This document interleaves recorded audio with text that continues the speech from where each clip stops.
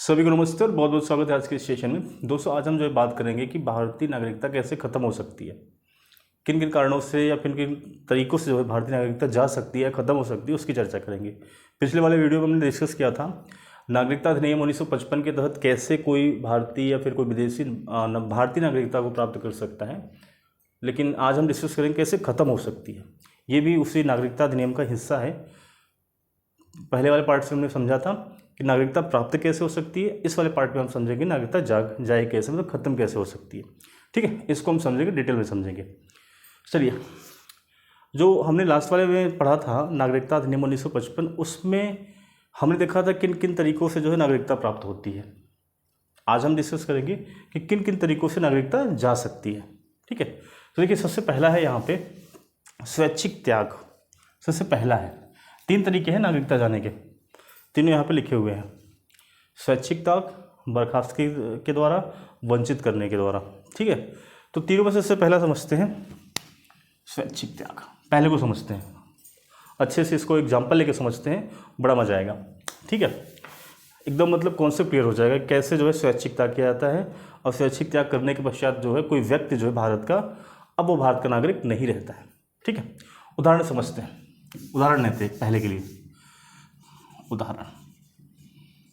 उदाहरण है, मान लेते हैं भारत में जो है कोई एक व्यक्ति है, भारत का कोई एक व्यक्ति है, नाम है उसका अब्दुल, नाम है उसका अब्दुल, जवान है, मतलब 80+ है, अपनी पूर्ण आयु प्राप्त कर चुका है, पूरी मतलब होशो हवास वाला है, अच्छी उसकी सोच है, सब कुछ है, मतलब अपने डिसीजन वो खुद लेता है, अच्छा खासा वो मतलब है, वेल मेंटेन्ड है। ठीक है, दिवालिया नहीं है, पागल नहीं है, अच्छा है, एक मतलब नॉर्मल पर्सन है। उसकी उम्र 18 साल से ऊपर है, शादीशुदा है, बाल बच्चे वाला है। ठीक है, अब ये अब्दुल जो भारत के किसी कोने में रहता है, भारत के किसी कोने में रहता है। इसके कुछ रिश्तेदार जो है पाकिस्तान में रहते हैं, मान लीजिए इसकी खाला रहती है, यानी मौसी रहती है। अब ये अब्दुल जो है अपनी खाला से मिलने कहाँ जाता है? पाकिस्तान। अपनी खाला से मिलने पाकिस्तान चला जाता है। ठीक है, पाकिस्तान रहता है 2 महीने, 3 महीने, 4 महीने, जब तक वीज़ा था पाकिस्तान का तब तक रहा। उसी रहने के बीच में जो है अब्दुल को जो है अपनी खाला की बेटी से प्रेम हो जाता है। क्या हो जाता है? प्रेम हो जाता है। अब्दुल डिसाइड करता है कि अब मैं भारत नहीं जाऊंगा, अब मैं अपनी खाला की बेटी से पाकिस्तान में शादी करूंगा, यहीं रहूंगा। अब्दुल ऐसा डिसाइड कर लेता है।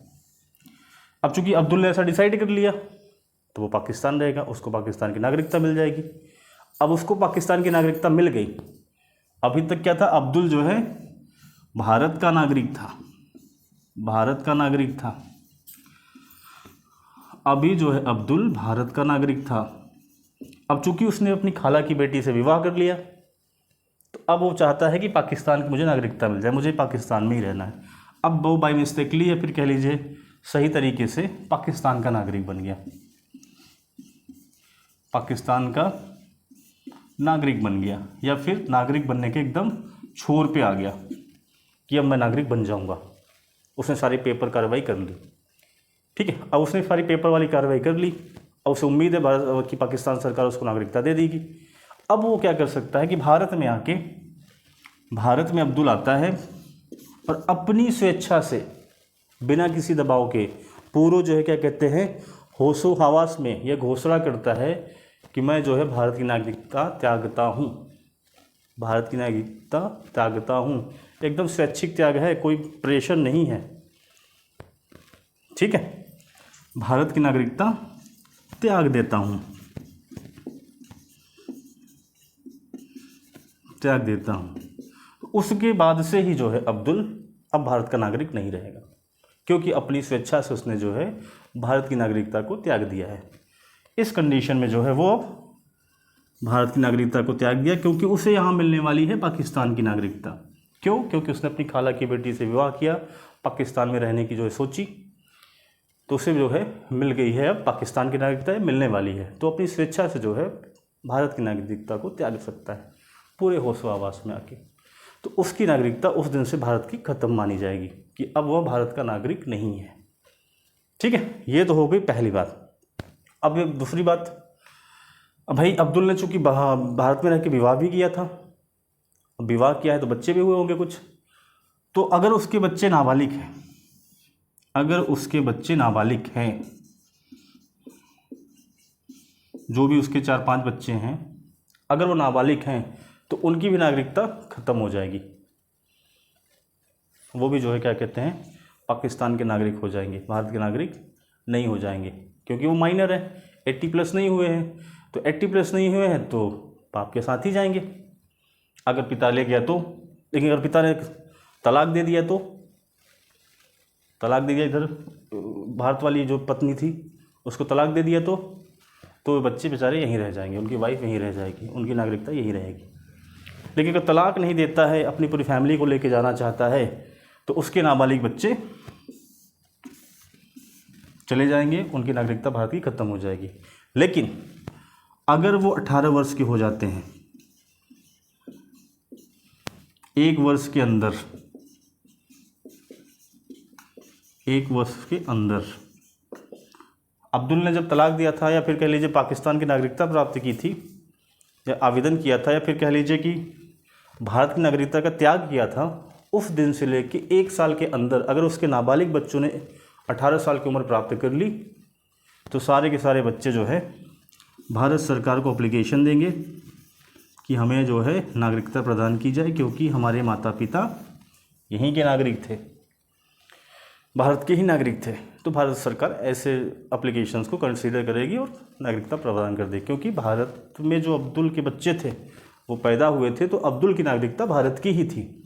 अब्दुल तो बाद में गया ना पाकिस्तान।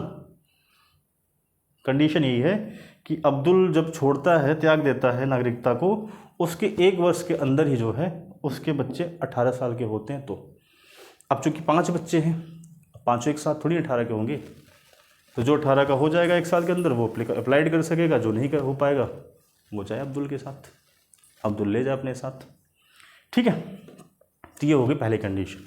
दूसरी बात ये है कि भाई ये जो सारे क्रियाक्रम हैं, पाकिस्तान जाना, वहाँ नागरिकता प्राप्त करने का तरीका ढूंढना, यहाँ जो है बोल देना कि अब मैं भारत का नागरिक नहीं रहूँगा, ये सब पूरे प्रक्रम तब अप्लीकेबल नहीं होंगे जब भारत किसी के साथ युद्ध में जो है संलग्न होगा, युद्ध में व्यस्त होगा। अगर अब्दुल ऐसी घोषणा करता है कि मैं भारत का नागरिक नहीं हूँ, और उस समय भारत का किसी के साथ युद्ध चल रहा हो, अफ़गानिस्तान के साथ, पाकिस्तान के साथ, बांग्लादेश के साथ, बांग्लादेश के साथ तो होता नहीं, ज़्यादातर पाकिस्तान के साथ ही होता है, कभी कभी चाइना के साथ होता है। तो अगर भारत युद्ध में बिजी है, व्यस्त है, तो अब्दुल की इस एप्लीकेशन को साइड रख सकता है कि बाद में कंसिडर करेंगे, युद्ध हो रहा है, हो सकता है तुम जा रहे हो, तुमने कुछ गड़बड़ की हो, तो बाद में हम इसे कंसिडर करेंगे। ठीक है, तो इस तरह की जो है चीज़ें बात के लिए जो है रख दी गई हैं। ठीक है, ऐसा जो स्वैच्छिक त्याग है आप उस समय नहीं कर सकते जब भारत युद्ध में व्यस्त हो। ठीक है, ये सारा मामला जो है केंद्र सरकार डील करेगी, राज्य सरकारों का इसमें कोई रोल नहीं होता है, राज्य सरकारों का इसमें कोई रोल नहीं होता। नागरिकता पूरी तरीके से, एक सेकंड,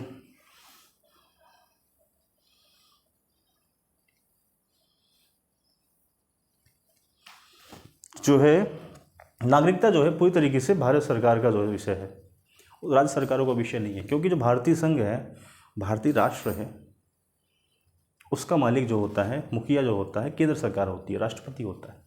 चूँकि राष्ट्रपति होता है भारतीय संघ का मुखिया, और जो सरकार होती है वो उसकी जो है राष्ट्रपति की सरकार होती है, तो सरकार डिसाइड करती है कि कौन नागरिक होगा, कौन नहीं होगा। ठीक है, तो इस प्रकार से अब्दुल स्वैच्छिक त्याग कर सकता है और पाकिस्तान में जा सकता है। चलिए आगे बढ़ते हैं, दूसरा तरीका देखते हैं कैसे किसी की नागरिकता जा सकती है। इसको मिटाता हूँ। चलो जी, अब देखते हैं दूसरा, बर्खास्तगी के द्वारा। ठीक है, कैसे जो है नागरिकता बर्खास्त होती है और वो कोई व्यक्ति भारत का नागरिक नहीं रहता है। ठीक है, दूसरा उदाहरण लेते हैं, दूसरे को समझने के दूसरा उदाहरण। चलिए, मान लो कोई एक व्यक्ति है, कोई पर्सन है, अब वो कहीं बाहर रहता है, काम धंधे करता है, मान लीजिए अमेरिका में रहता है। अमेरिका के रहने क्रम में क्या होता है कि वहाँ वो रहा, काफ़ी टाइम तक रहा, बिजनेसेस किए, जॉब किया, अच्छे संबंध रहे लोगों के साथ। तो उसके बाद क्या होता है कि अगर उसने वहाँ की नागरिकता प्राप्त कर ली, मान लो कोई एक्स पर्सन है, यूएसए में रहा, काफ़ी टाइम तक रहा, उसने जॉब की, बिजनेसेस किए, जो भी करना था अच्छे काम सब किए। अब काम करने क्रम में क्या हुआ, उसने जो है वहाँ के लिए नागरिकता के लिए अप्लाई किया और वहाँ का नागरिक बन गया। उसे वहाँ की सिटीजनशिप जो है प्राप्त हो गई, नागरिकता प्राप्त हो गई। तो नागरिकता प्राप्त हो गई, भारत का नागरिक पहले से था ये एक्स वाला बंदा। तो अगर वो यहाँ मना करे, मतलब स्वैच्छिक त्याग करे ना करे, यहाँ पे बोल दे कि भाई मैं नागरिक नहीं हूँ, ऐसा कुछ भी ना करे, तो उसके बाद क्या होता है कि 6 महीने के अंदर ही जो है वो भारत का नागरिक नहीं रह जाता है। ठीक है, 6 महीने के अंदर जो है वो भारत का नागरिक नहीं रह जाता है। मान लीजिए 1 जनवरी 2024 को एक्स ने जो है अमेरिका की नागरिकता प्राप्त कर ली, तो कुछ भी ना करे, ऑटोमेटिकली क्या है, आफ्टर 6 मंथ यानी 1 जुलाई 2024 को जो है उसकी नागरिकता ऑटोमेटिकली समाप्त हो जाएगी। ठीक है, कुछ करने की ज़रूरत नहीं है, यानी बर्खास्त हो जाएगी। बर्खास्त होना मतलब बिना कुछ किए ही ख़त्म हो जाना है। ठीक है, तो इस तरीके बर्खास्तगी के द्वारा भी जो है नागरिकता जाती है। बर्खास्तगी तभी होती है जब अगला बंदा कहीं की नागरिकता प्राप्त कर ले, हमें बताए या ना बताए, वो बर्खास्त हो जाता है। ठीक है, ये जो है व्यवस्था की गई। इस व्यवस्था में भी अपवाद है, एक अपवाद है। वही अपवाद कि अगर अपना देश भारत किसी के साथ युद्ध में व्यस्त है, युद्ध चल रहा है किसी के साथ, तो उस कंडीशन में जो है ये चीज़ें एप्लीकेबल नहीं होंगी। उसके पंजीकरण को विचार करने के लिए रख दिया जाता है कि ठीक है भाई, आप जाना चाहते हो जाओ, बट अभी हम युद्ध में हैं, बाद में आपको कंसीडर करेंगे। ठीक है, आपका जो बर्खास्तगी हम बाद में कंसीडर करेंगे। अभी जो है हो सकता है कि आप हमारे यहाँ कोई मतलब इन्फॉर्मेशन ले जाके कहीं बेचना चाहते हो, कुछ बताना चाहते हो, इसलिए भाग रहे हो वहाँ की नागरिकता लेके। वहाँ का जो राज्य है, यानी मतलब देश है, आपको सपोर्ट कर रहा है, आनंद फानंद में आपको नागरिकता दे रहा है। तो ऐसी चीज़ों से बचने के लिए जो है, अगर भारत युद्ध में व्यस्त है तो जो है इस प्रोसेस को रोक सकता है, बर्खास्तगी वाले प्रोसेस को। ठीक है, दूसरा ये था। अब देखिए तीसरा क्या है, तीसरा इसको मिटाते हैं।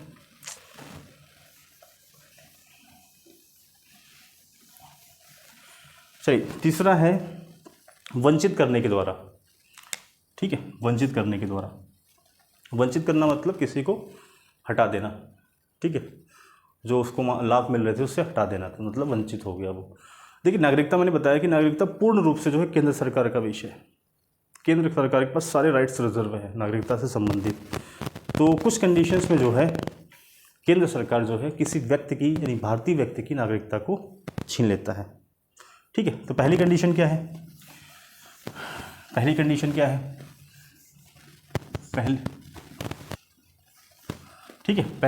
यह है कि यदि नागरिकता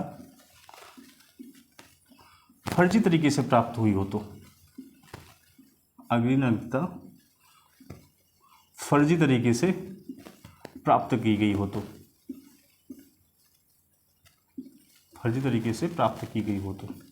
यदि किसी व्यक्ति ने फर्जी तरीके से भारतीय नागरिकता प्राप्त की है, तो भारत सरकार अगर उसके डॉक्यूमेंट चेक करती है, वेरीफाई करती है, अगर चीज़ें नहीं मैच करती हैं, तो जो है उसे नागरिकता से बर्खास्त कर दिया जाएगा, यानी वंचित कर दिया जाएगा।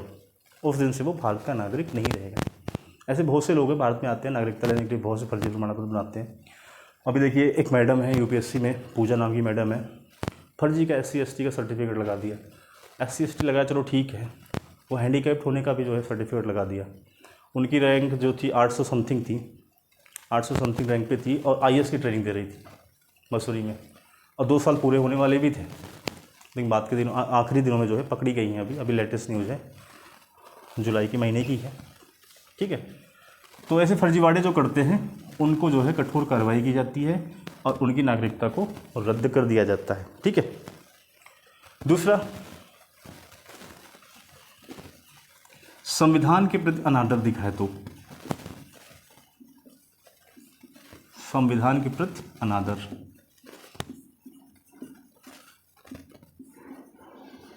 ठीक है, कोई व्यक्ति आया, नागरिकता प्राप्त किया, बट भारतीय संविधान के नहीं मान रहा है, अनादर कर रहा है भारतीय संविधान को, तो उस कंडीशन में भी केंद्र सरकार उसकी नागरिकता को रद्द कर सकती है। अब सवाल यहाँ पे ये है, थोड़ा सा मुझे कन्फ्यूजन है, आप लोग बताइएगा पढ़ के, कि कोई नया व्यक्ति यदि भारत में आया, उसने भारत की नागरिकता प्राप्त की और संविधान के प्रति लॉयल नहीं है, अनादर कर रहा है, तो क्या सिर्फ उसी की नागरिकता जाएगी, या फिर जो ऑलरेडी भारत में रह रहे हैं, जो भारत के ही हैं, पूर्ण रूप से भारत के हैं, उनका जन्म मरण सब यहीं हो रहा है, अगर वो संविधान का अनादर करते हैं तो उनके साथ क्या किया जाएगा, ये आप लोग सर्च करके पढ़ के जो है कमेंट सेक्शन में बताइए। ठीक है, तो संविधान के प्रति अगर अनादर रहेगा तो भी जो है आपकी नागरिकता जा सकती है। ठीक है, तीसरा, मान लो कोई बंदा है एक्स, कोई बंदा है एक्स, भारत का किसी के साथ युद्ध चल रहा है, भारत का किसी के साथ युद्ध चल रहा है, और ये बंदा जो एक्स है वो उस कंट्री के साथ जो है, उस कंट्री के साथ लॉयल्टी दिखा रहा है, मतलब पूरी तरीके से ईमानदारी दिखा रहा है, सूचनाओं का आदान प्रदान कर दे रहा है, तो ऐसी कंडीशन में जो है इस बंदे की एक्स की जो है नागरिकता जो है रिजेक्ट हो जाएगी, कैंसिल हो जाएगी, या वंचित कर दिया जाएगा। ठीक है, अगली क्या कंडीशन है, मान लो कोई बंदा एक्स है, कंटिन्यूअस जो है लगातार 7 साल से बाहर रह रहा हो, 7 साल से बाहर रह रहा है, भारत उसका आना ही नहीं हो रहा है, तो इस कंडीशन में भी जो उसकी नागरिकता खत्म हो जाएगी, वंचित कर दिया जाएगा केंद्र सरकार के द्वारा, कि भाई तुम आ ही नहीं रहे हो, ना कोई काम कर रहे हो, ना कोई बिजनेस कर रहे हो, ना टैक्स दे रहे हो, कुछ नहीं कर रहे हो, तो भागो, क्या करोगे यहाँ रह के। अगला है, ठीक है, एक सेकेंड,